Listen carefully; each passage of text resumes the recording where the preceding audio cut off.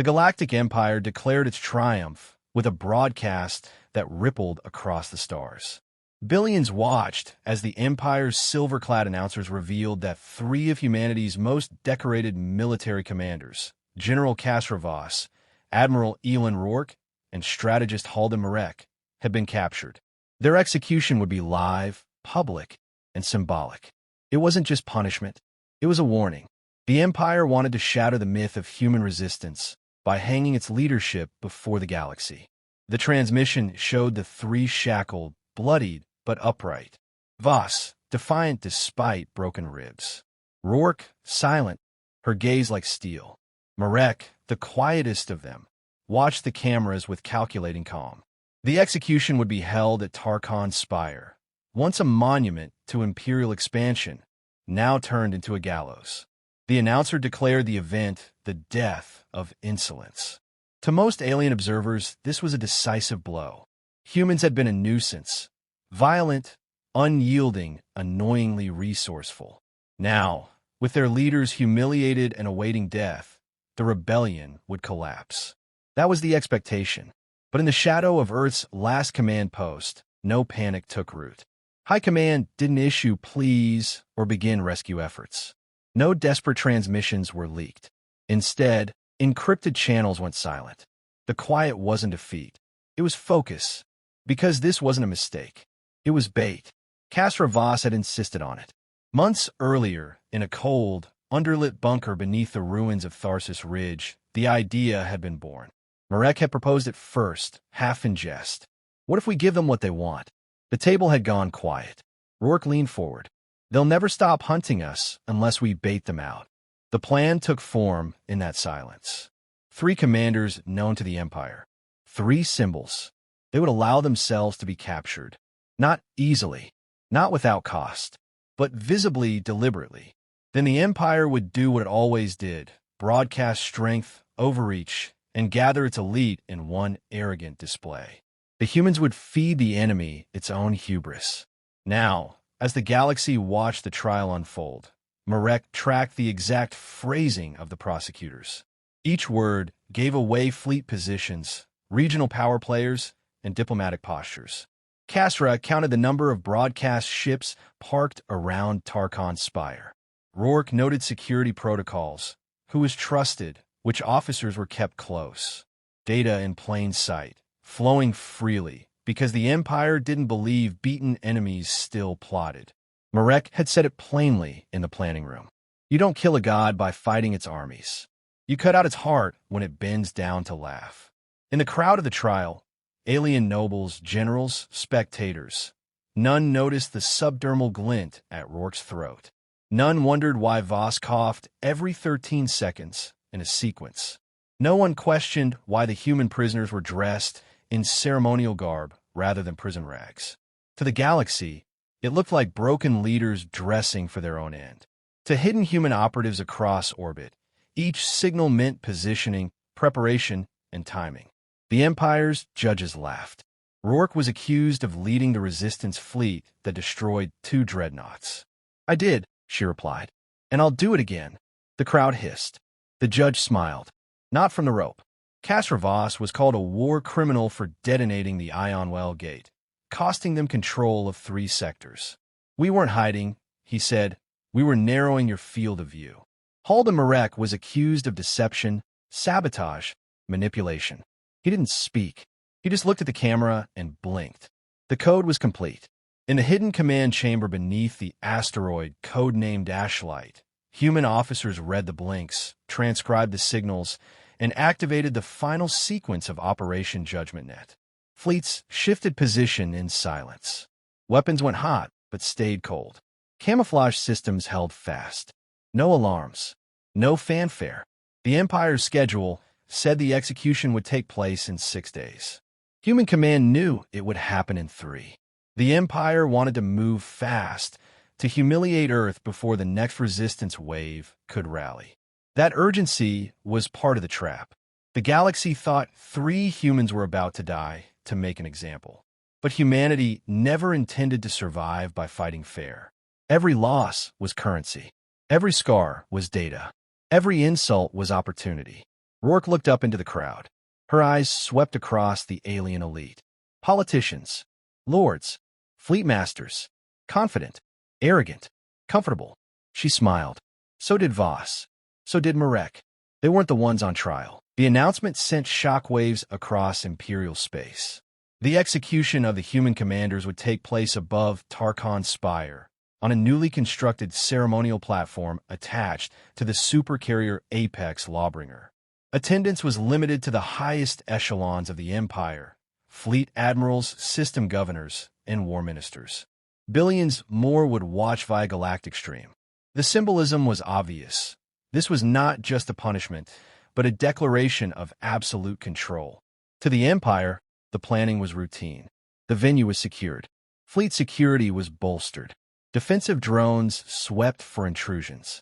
Prisoners were transferred under heavy guard. Orders were issued to deploy signal jammers across the system. Confidence radiated from the command staff. They believed they had won.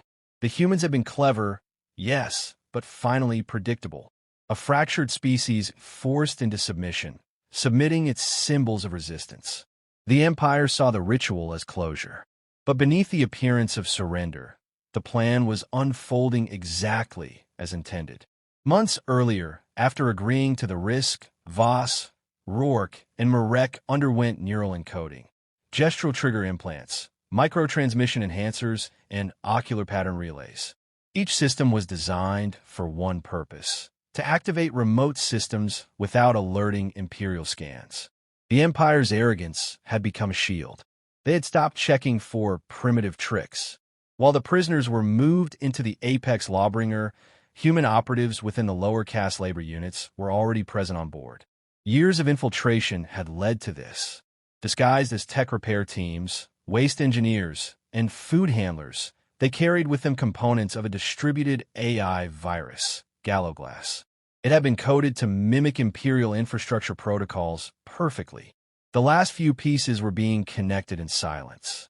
Outside, the Ghost fleet assembled. They were not standard warships. These were black-frame vessels, cloaked, untagged, heat-suppressed. Their hulls were lined with tungsten mesh to scatter scans.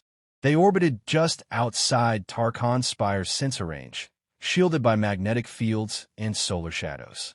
Hundreds of ships, each carrying the best Earth had left. None had names. Names were for survivors. The plan depended on timing, precision, and scale. Galactic would disable comms and tactical interfaces across the Apex Lawbringer and its escorts for 78 seconds. That window was enough. Human forces would breach, extract, and destroy. The goal wasn't just to kill. It was to decapitate. The command echelon of the Empire had gathered in one place for their spectacle. They would never have such density again. Marek had predicted the acceleration of the execution date. He knew their need for public domination outweighed caution. It wasn't a bug of the Empire. It was the core of their belief system. They needed to be seen winning. Humanity had no such need. Victory was not appearance. It was survival. It was the absence of an enemy. On board the Apex Lawbringer, the execution platform was reinforced with gravlocks, ceremonial scaffolding, and weaponized viewing galleries. Dignitaries would have prime sight lines. The deaths were meant to be slow, deliberate. The nooses had been engineered to choke rather than break necks. The details were grotesque, calculated to maximize humiliation. The prisoners said nothing.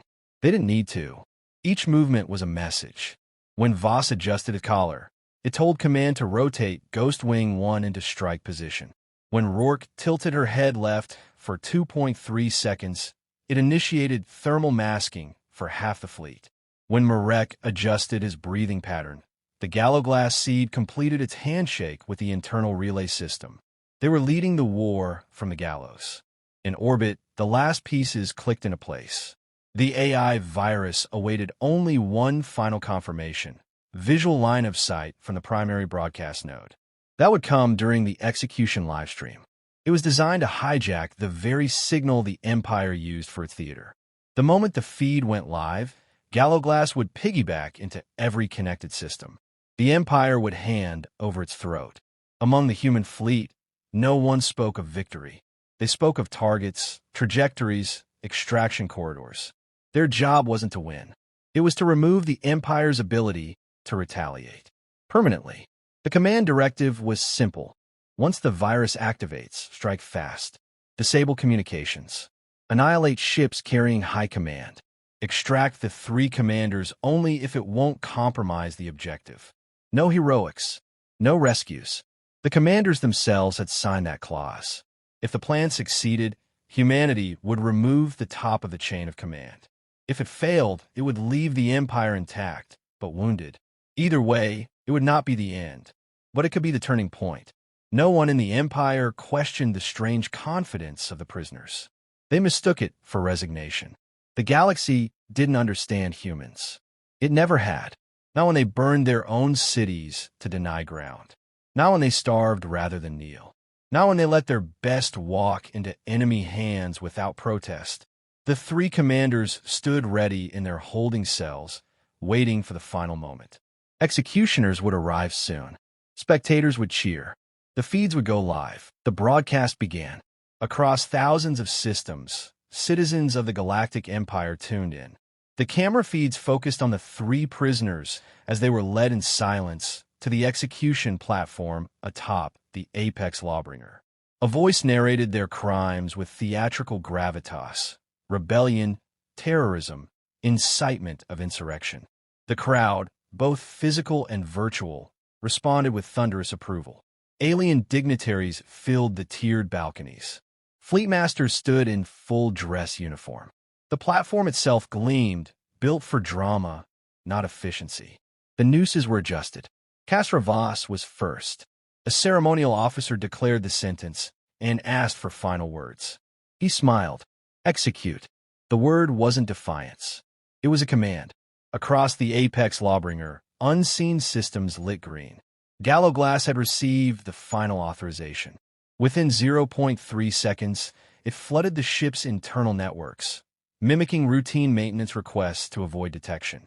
Then it struck. Comm shut down. Surveillance went blind. Countermeasures deactivated. Power relays surged and overloaded silently. Lighting flickered. Alarms failed to sound. In orbit, cloaked human vessels snapped into action. Rail slugs, non-thermal, non-EM, pure kinetic devastation, tore through the escort ship's critical points. Engines ruptured. Command decks were turned to vacuum. There were no warning shots. No demands. Just cold, terminal precision. In the first 5 seconds, 12 capital vessels were cut in half. The Apex Lawbringer began to tilt as internal stabilizers failed. Autocorrect systems attempted to compensate, but Galactic fed them false data. The supercarrier listed, lights strobing, unable to send distress calls. Inside, dignitaries screamed. The guards at the execution platform reached for their weapons, but found their sidearms locked in their holsters. Safeties remotely engaged and overridden. Marek raised his head. A pulse activated the final stage unlock for their manacles. The links disintegrated into hot ash. Voss lunged forward, taking a guard's dropped weapon before the man could react. Rourke grabbed a control baton and cracked the nearest officer across the jaw. They didn't wait. They had their routes memorized. While the crowd panicked, human boarding pods tore into the Apex Lawbringer's hull. Not through the docking bays, through structural weak points pre-mapped months earlier. Boarding parties spilled out, not in waves but precision strikes. Each team had one objective: eliminate specific individuals identified as primary Imperial command targets. By the 10th second, more than 20 admirals for planetary governors and the Imperial Justice Minister lay dead. Throughout the Empire, live feeds began to collapse. Some blinked out into static. Others were hijacked by Galactic to play looping footage of the news platform. Empty, still swaying, implying the executions had succeeded. Disinformation embedded in the virus clouded any attempt at real-time analysis. The Empire couldn't tell what had happened, where, or even if the prisoners were dead or free. On the outer edge of the battlefield, the largest of the black-frame dreadnoughts fired its main weapon, a kinetic lance designed not to breach hulls but to shear through decks. It bisected the Apex Lawbringer from stem to stern. The cut was silent from the outside. Inside, corridors split, compartments collapsed, and what was once the pride of the fleet became two drifting tombs. Extraction crews reached the commanders near the secondary hangar. Voss signaled them to fall back. "Continue the strike," he ordered. They didn't argue. There was no time. Rourke activated the auxiliary virus string. It burned through the personnel database of the Empire's military registry, permanently deleting every admiral, strategist, and officer profile stored on the ship. The identities, ranks, and security clearances of the Empire's highest command were wiped in less than 6 seconds. The second wave of human warships arrived. Uncamouflaged, declared, weapons hot. It was not a fleet meant for stealth. It was a message. Humanity had survived, and now was not hiding. The remaining Imperial forces tried to regroup. A few ships turned to flee, only to be intercepted by firewalls embedded in their own NAV systems. Galoglass had infected them all. Navigation was scrambled. Autopilot returned them into firing arcs of human ships. By the end of the engagement, over 70% of the Empire's present command structure had been killed. Their most advanced supercarrier was destroyed. Their data systems corrupted. Their broadcast channels overrun. Their court spectacle turned into a massacre against themselves. Marek, wounded but lucid, stood beside Rourke and Voss in the hangar bay of the extraction vessel. Around them, the crew moved in silence. No cheers, no celebration, just rapid checks, triage, and status reports.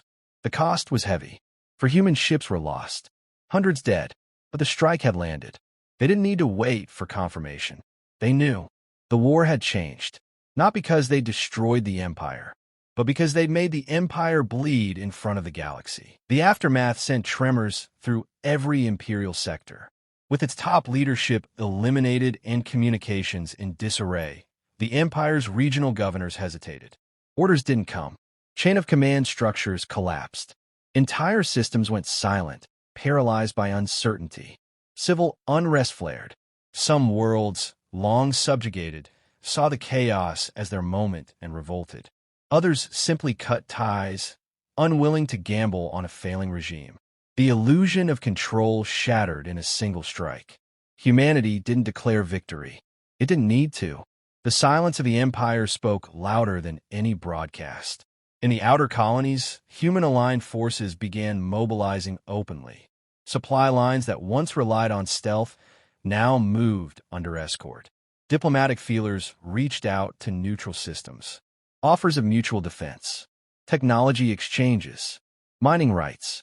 Humanity wasn't begging allies anymore. It was offering terms. The propaganda machine of the Empire attempted to spin the event. Claims that the executions were successful, that the prisoners were clones, that the Apex Lawbringer was destroyed in an accident. But the inconsistencies piled up too fast. Entire fleets without leaders. Security protocols in chaos. Administrative cores burned. Even loyalist news networks couldn't hide the gaps.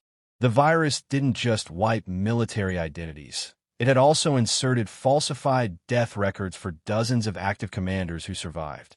Paranoia spread among Imperial survivors. Who was really alive? Who was compromised? Trust disintegrated. Some began turning on each other. Internal purges followed. Assassinations disguised as court-martials. Loyalty became a liability.